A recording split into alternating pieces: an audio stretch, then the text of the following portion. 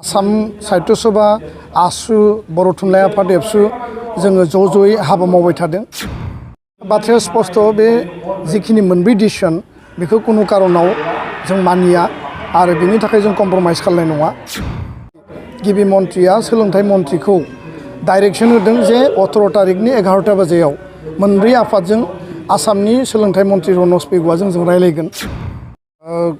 आसाम केबिनेटनि मोनथाम डिसिसन एक नम्बरा जाबाय थाखो 3निफ्राय थाखो 12सिम बिगियान आरो सानखान्थिखौ इंराजियाव फोरोंनाय आरो 2 नम्बरा जाबाय थाखो 6निफ्राय थाखो 12सिम पेरेरेल डुएल मिडियाम बर' मिडियामाव इंराजि असमिया मिडियाम बा बेंगली मिडियामाव इंराजि आरो साबसिन हामसिन मोजांसिन हाई स्कुल बा हायर सेकेन्डारिखौ CBSE इंलिश मिडियाम खालामनाय बे मोनथाम डिसिसनजों लोगोसे सोलोंथाइ बिफाननि मोनसे डिसिसन जे आसामाव आरो गोदानै स्कुल प्रभिन्सियेलाइज खालामनाय जानाय नंलिया बे मोनब्रैबो डिसिसननि हेंथायै बा बेखौ जोङो खुद्रिनानै आसाम साहित्य सभा आसु बर' थुनलाइ आफाद एबसु जोङो ज'यै हाबा मावबाय थादों आरो बर' थुनलाइ आफाद आरो एबसुआ आलादायै जोङो आसामनि गोबां जायगायाव गोबां जिल्लायाव बर'नि जायफोर सोलोंथाइ बिथिङाव सांग्रां समाज बिथिङाव सांग्रां आरो हारि आरो समाज आरो थुनलाइनि थाखाय जायफोरा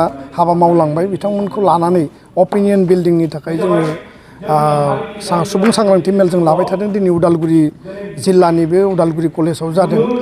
बाथ्राया स्पष्ट बे जिखिनि मोनब्रै डिसिसन बेखौ कुनु कारनाव जों मानिया आरो बेनि थाखाय जों कम्प्रमाइज खालामनाय नङा आरो बेखौ लानानै गिबि मन्थ्रिनो जोङो मेम'रेन्डाम हरनाय जाबाय मोनब्रै आफादा आरो बे मेम'रेन्डामखौ बिथा खालामनानै गिबि मन्थ्रिया सोलोंथाइ मन्थ्रिखौ डाइरेक्सन होदों जे 18 तारिखनि 11टा बाजियाव मोनब्रै आफादजों आसामनि सोलोंथाइ मन्थ्रि रनज पेगुआ जों रायलायगोन आरो बे रायलायनायाव जोंनि गासै जिखिनि ग्रिभेन्सेस दङ जे मोनसे हारि थांना थानांगौब्ला जे बिजों नांगोन राव नांगोन सोदोमस्रि हारिमु गासिखौबो नांगोन बेजों जे हारिनि थांनाय थैनाया सोमोन्दो दङ आरो बर' मिडियाम नांगौ बर' भाषाया थांना थानांगौ बेखौनो जोङो सोमावसारबोगासिनो सोमावसारनायनि उनाव जोङो फुराफुरियै गासिखौबो खालामजोबनो हायाखैब्लाबो मेक्सिमाम लेभेलाव जोङो जायगा आवग्रिनो हाबाय।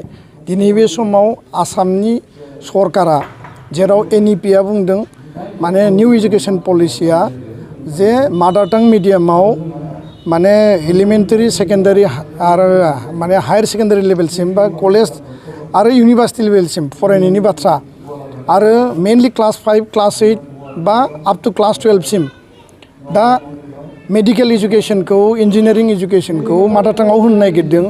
आसाम सरकाराबो बिनि थाखाय डिक्सनारि बानायदों खिन्थु मदि आरो अमित शाहआ जेराव मेडिकेल माने इजुकेसनखौ मादार टाङाव होनो नागिरदों आसामनि हेल्थ मिनिस्टारा जेराव बुंदों खिन्थु आसाम सरकारा बुंदों जे 3rd आरो क्लास 3निफ्राय मेथ्स आरो साइन्सखौ माने इंराजियाव फोरोंनांगौ।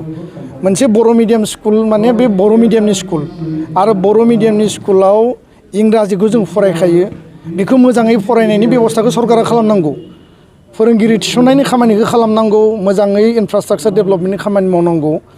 दा इंराजिजों लोगोसे मेथ्स आरो साइन्सआ इंराजि जायोब्ला हिन्दीया राष्ट्र भाषा हिसाबै थाबाय मोनब्रै भाषायानो गुबुनारि जायोबा बा गुबुन रावनि जायोब्ला बेयाव इंराजि मिडियामनि माने बर' मिडियाम स्कुल नायनि मा मिनिं थागोन। असमिया मिडियाम स्कुलाव मोनथाम साबजेक्टआ इंलिसाव मोनसे राष्ट्र भाषायाव बिनि उनाव बेखौ असमिया मिडियामनि स्कुल होननानै मा बुंगोन।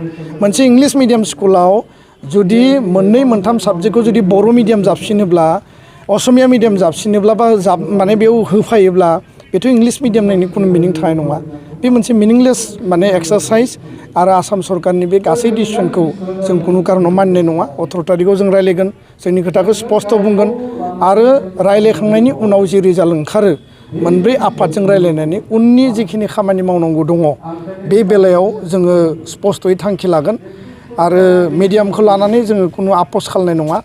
दाख्लैबावै जों नुदों जे रनज पेगुआ क'क्राझाराव दावबायहैदों आरो गोबां आफादफोरजों रायलायदों रायलायखांनायनि उनाव प्रेस मिट खालामदों बिथाङा बुंदों 6.3नि आधाराव माने स्कुल आरो इन्स्टिटिउसन जि प्रभिन्सियेलाइजेसननि बिटिआर बा बड' पिस एकर्डनि जि दफा दङ बे दफा मथे स्कुल आरो इन्स्टिटिउसनखौ प्रभिन्सियेलाइज खालामनायनि थाखाय बिबेसना खालामनाय जागोन कनसिडार खालामनाय जागोन बे बाथ्राखौसो बुंदों। एकर्डआव बिबेसना कनसिडारनि बाथ्राखौ बेयाव लिरनाय गैया। एकर्डआव दङ जे निड बेस बेसिसाव बर' मिडियाम आरो गुबुन गुबुन मिडियाम बिटिआरनि आउटसाइड बिटिआरनि बर' मिडियाम स्कुल बा स्कुल कलेज गासैखौबो प्रभिन्सियेलाइज खालामनायनि बाथ्रा दङ। दा बे खामानिखौ बिथांमोना 2 बोसोराव मावनो हायाखै। थांनाय डिसेम्बर दानाव चिफ मिनिस्टारा डाइरेक्सन होबाय, दिनैसिमबो मावनो हायाखै आरो दिनै बिथाङा बिबेसनानि बाथ्रा बुंदों। दा एकर्डनि कुनु मोनसे क्ल'जआ कुनु कारनाव इमप्लिमेन्ट जायाबासिनो थानायखौ जोङो मालाबाबो गनायनानै लाया आरो बिथांमोना एकर्डनि स्पिरिटखौ गोथौयै गुवारै बुजिथों आरो आन्दलननि उनाव शहीदनि बिनिमयाव बे एकर्ड आरो बे एकर्डआ इमप्लिमेन्ट जानांगोन। बेयो मदि आरो अमित शाहनि कमिटमेन्ट, हिमन्त बिश्व शर्मानि कमिटमेन्ट। बिथांमोना कमिटमेन्ट होदों आरो कमिटमेन्टनि आधाराव बर' जातिनि थामोनथा, बर' हारिनि मोनथाय, बर' हारिनि अधिकार जौगानायनि आरो सान्ति गायसननायनि सार्थआव एकर्डआ जादों आरो कमिटमेन्टनि आधाराव एकर्डआ जादोंब्ला कमिटमेन्टखौ फुलफिल खालामनांगोन। सोरबा मन्थ्रिया बिबेसना खालामगोन होनना बुङोब्ला बिखौ एबसुआ मालाबाबो गनाया आरो बेखौ आं सोंखारियो। दा बेखायनो नैबे गासै मेटारखौ लानानै जों उननि समाव सावरायबावगोन आरो बेयाव जोंखौ प्र' बर' मिडियाम, प्र' इंलिश मिडियाम डिभाइड खालामनायगिरनायनि मोनसे परिकल्पना दिनै जों नुनो मोन्दों आरो बेयो मालाबाबो जोंनि थाखाय गनायथाव नङा। बर' थुनलाइ आफाद एबसुआ इंलिश भाषा, इंलिश मिडियामनि बिरोधि नङा। बर' मानसिया दिनै बर' मिडियामाव फरायो, इंराजि मिडियामाव फरायो, असमिया मिडियामाव फरायो। खिन्थु बिनि मिनिङा बे नङा जे बर' मिडियामखौ कनभार्ट खालामजोबनानै बेयाव इंराजि सोजोबनायनि उनाव जातीयताबादि चेतनाया मा थागोन, भाषाया मा जागोन, मिडियामा मा जागोन। बे जोंनि थाखाय गिदिर प्रश्न आरो बे प्रश्नखौ जोङो मालाबाबो जों गनायनानै लानो हाया आरो माहारिया थांना थानांगोन, रावा थांना थानांगोन, मिडियामा थांना थानांगोन। जे प्रेस कनफारेन्सनि गेजेरजों जे मिरु सरकारनिहालागै नारसिन हरनायखौ नुनो मोन्दों जे डक्टर रमेश बेगु सोलोंथाइ मन्थ्रिया दाखालि जे क'क्राझाराव प्रेस मिट मिरु सरकारनिसिम नारसिन हरनो नागिरदों 6.3 क्ल'जखौ।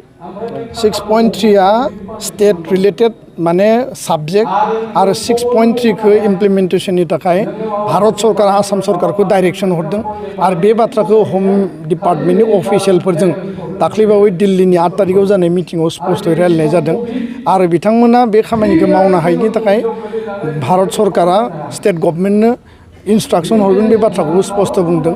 दा बे इडुकेसन डिपार्टमेन्टआ स्टेटनि साबजेक्ट, नो डाउट बेयो सेन्ट्रेलावबो दङ आरो बे मेटारा जिहेतु स्टेटनि, बिथाङा बेखौ मावनायनि फारसे माने जिखिनि इन्टारेस्ट देखायनांगौ बे इन्टारेस्टनि बेलायाव जोङो थांनाय समनिफ्राय जिखिनि सावरायबाय जों खम नुदों आरो बे मेटारखौ लानानै जों गिबि मन्थ्रिजों सावरायगोन। गिबि मन्थ्रिया मा बुङो बिथांनिफ्रायसो जों एन्सारखौ खोनासंनो लुबैदों। 17 तारिखनि उनाव मा बिकल्प लागोन नोंथांमोना? जे 17 तारिखआव मिटिं जाखांनायनि उनाव बिनि आउटकामा मा जायो बेखौ बिथा खालामनानै मोनब्रै आफादजों जों सावरायगोन। मोनब्रै आफादनि टेबोलाव जि डिसिसन जायो, जि लेभेलाव थांनांगौ बे लेभेलनि खामानिखौ जों मावलांगोन।